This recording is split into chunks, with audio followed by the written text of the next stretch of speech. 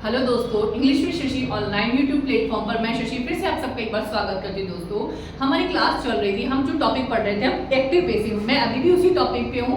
मैंने आपको आप पुराने प्रीवियस वीडियो जाओ शुरू से शुरू करना, वहाँ पहले मैंने आपको एक्टिव पैसिव का बेसिक इंट्रोडक्शन बताया कि कैसे क्या क्या जो है मेन चीजें क्या होती है। उसके बाद मैंने आपको दो टेंसेस की एक्टिव से पैसिव में चेंज करना सिखाया था। एक था हमारा प्रेजेंट इंडेफिनिट और दूसरा था पास्ट इंडेफिनिट। दो क्लासेस में मैंने आपको प्रेजेंट और पास्ट के बारे में एक बेसिक जानकारी बताई थी। मैं अपने टॉपिक से बिल्कुल नहीं हटी हूँ।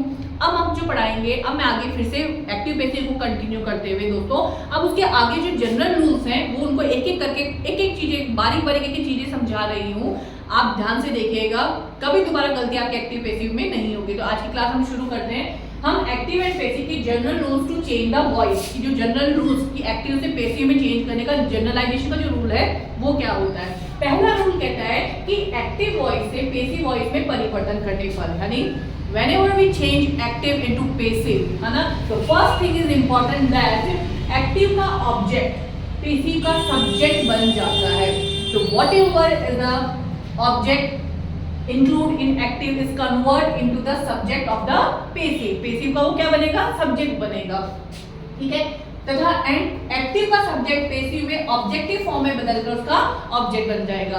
दोस्तों, ये तो आप जानते हैं कि अगर हमारे पास कोई भी एक सेंटेंस का स्ट्रक्चर एक वाक्य है, उसमें हमारे पास सबसे पहले सब्जेक्ट होती है, फिर हमारी वर्ब होती है और उसके बाद में ऑब्जेक्ट होता है। तो रूल नंबर ये कह रहा है कि जब हमारा एक्टिव वॉइस में जब हम उसको पैसिव में कन्वर्ट करें, जब हम एक्टिव से पैसिव में कन्वर्ट करें, एक्टिव मैंने आपको बताया था कि व्हेन आवर डूअर, है ना, इज एक्टिव, है ना, तो वो क्या होगा, एक्टिव वॉइस में जब हमारा डूअर काम को करने वाला जो सब्जेक्ट है वो एक्टिव है, ठीक है। अब ये कह रहा है कि जो पैसिव में परिवर्तन है, जो एक्टिव का जो ऑब्जेक्ट है, यानी एक्टिव का ऑब्जेक्ट हो गया हमारे पास में ये वाला, पैसिव का सब्जेक्ट बन जाएगा। जब हम इसको यहाँ लाएंगे तो ये क्या बन जाएगा, सब्जेक्ट बन जाता है। और एक्टिव का सब्जेक्ट, अब एक्टिव का जो सब्जेक्ट है, अब एक्टिव का सब्जेक्ट हमारे पास ये हो गया, पैसिव में ऑब्जेक्टिव फॉर्म में बदलकर क्या बन जाएगा, यहाँ पर ऑब्जेक्ट बन जाएगा। पहला चेंज सबसे इंपॉर्टेंट एक्टिव पैसिव में हमें ये ध्यान रखना है दोस्तों, ठीक है। अब मैंने यहाँ पर आपको एग्जांपल दे दिए हैं। पहला एग्जांपल है आई राइट अ लेटर। ये हमारे पास एक वाक्य है जो एक्टिव वॉइस के अंदर है। दोस्तों, हमारा इसके अंदर जो आई है ये सब्जेक्ट हो गया, राइट वर्ब हो गई, ए लेटर हमारा क्या हो गया, ऑब्जेक्ट हो गया। तो पहला चेंज हमें पैसिव करते समय क्या करना है, ऑब्जेक्ट को हमें पैसिव में क्या बनाना है, सब्जेक्ट बनाना है, और सब्जेक्ट को हमें क्या बनाना है, ऑब्जेक्ट बनाना है। क्लियर। दूसरी चीज, अब हमारा जो ध्यान है दोस्तों वो जाएगा हमारा वर्ब पे, क्योंकि हमें एक्टिव पैसिव में वर्ब भी चेंज करनी होती है। अब हमारे पास यहाँ जो वर्ब दे रखी है राइट है, वो वर्ब की कौन सी फॉर्म है, फर्स्ट फॉर्म है। वर्ब की फर्स्ट फॉर्म मैंने आपको इंट्रोडक्शन में बताया था, टेंस के इंट्रोडक्शन में, कि टेंस में हमें हमारा पूरा फोकस वर्ब पे करना है। वर्ब ही जो होती है वही डिनोट करने का काम करती है कि किस वाक्य में कौन से टेंस का इस्तेमाल हुआ है ना। Verb indicate which tense is used in a sentence, so we have to मतलब हमें we have to remind in our sentence कि हमें जो है कौन सा टेंस यूज हो रहा है। तो यहाँ वर्ब की फर्स्ट फॉर्म है दोस्तों, तो कौन सा टेंस हुआ, प्रेजेंट इंडेफिनिट। प्रेजेंट इंडेफिनिट मैंने आपको बताया था। अब हमारी प्रेजेंट इंडेफिनिट की बेसिक का हमें स्ट्रक्चर ध्यान होना चाहिए कि अगर हमारे पास वर्ब की फर्स्ट फॉर्म आ रही है तो जब हम उसको पैसिव में कन्वर्ट करेंगे, अगर एक्टिव में हमारा वर्ब की फर्स्ट फॉर्म है, प्रेजेंट इंडेफिनिट टेंस है, उसकी पैसिव बनेगी तो किसमें बन जाएगी,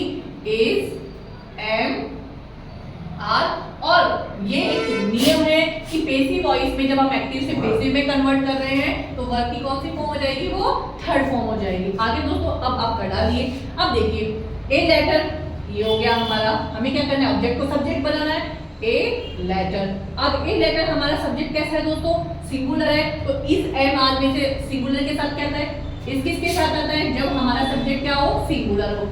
एंड ओनली आई के साथ, और आर आता है when our subject is plural. तो here is our subject is singular, so we use is. अब वही वर्ब की हमें हमेशा कौन सी फॉर्म लगानी है, पैसिव में थर्ड फॉर्म लगानी है। टेंस हमारे पास कोई सा भी है, whatever tense we use in the active passive, always remind when we convert, when we change the sentence active into passive, the verb always be verb की थर्ड फॉर्म। तो write की थर्ड फॉर्म क्या हो जाएगी दोस्तों, written.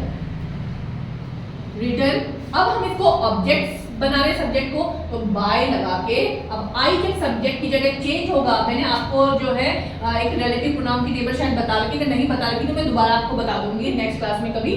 आई जब अगर object बनेगा तो क्या हो जाएगा, मी। तो ये हमारा पेशी में क्या बन गया, a letter is written by me. आगे दोस्तों समझ में। अब यही आप दूसरा एग्जांपल देखिए, द मूवी हमारे पास हमारा यहाँ पर सब्जेक्ट है, फैसिनेटेड वर्ब है, मी क्या है हमारा ऑब्जेक्ट है। तो पहला रूल जो हमें दिमाग में ध्यान में रखना है एक्टिव पैसिव में, हमें एक्टिव के ऑब्जेक्ट को सब्जेक्ट बनाना है और सब्जेक्ट को हमें ऑब्जेक्ट बनाना है। तो हमारे पास यहाँ पे मी ऑब्जेक्ट है, जब हम इसको सब्जेक्ट में कन्वर्ट करेंगे तो किसमें बदल जाएगा, आई। ऊपर वाले वाक्य में देखिए दोस्तों, आई को जब मैंने ऑब्जेक्ट बनाया तो मी आ गया, when me change into subject it's become a I. अब दूसरी बात, वही फोकस हमारा वर्ब पे जाना चाहिए। वर्ब यहाँ कौन सी है दोस्तों, वर्ब की सेकंड फॉर्म यूज की है, यहाँ वर्ब की थर्ड फॉर्म नहीं है ये फैसिनेट की। फैसिनेट का मतलब होता है टू अट्रैक्ट, आकर्षित करना, कि इस मूवी ने मुझे आकर्षित किया।